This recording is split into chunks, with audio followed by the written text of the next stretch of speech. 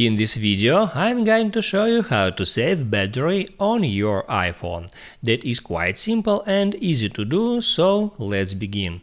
I'll show you some simple tricks, and the first one is open up your settings, then scroll down until you find battery.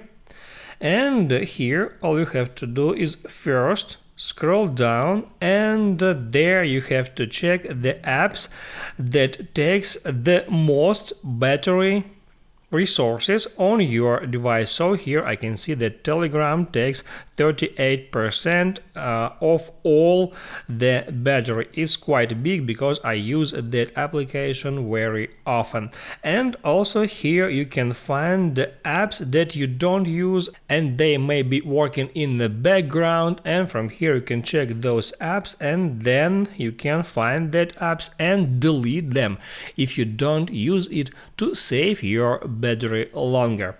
Also in here in settings you can scroll down at the very top at battery options and then tap at low power mode. Just hit at that switcher to enable low power mode. Low power mode temporarily reduces background activity like downloads and mail fetch until you can fully charge your iPhone. The next thing that you may try is swipe down from the top right corner and here try to reduce your display brightness, because if your display brightness is quite big, it takes much more power from your battery.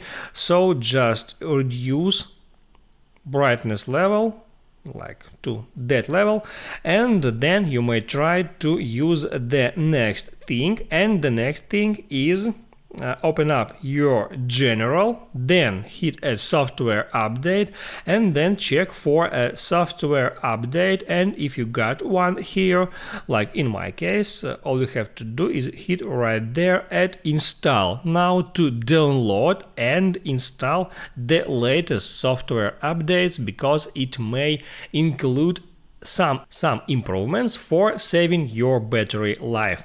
The next thing that you may try is open up settings, then go into general and right here tap at background app refresh.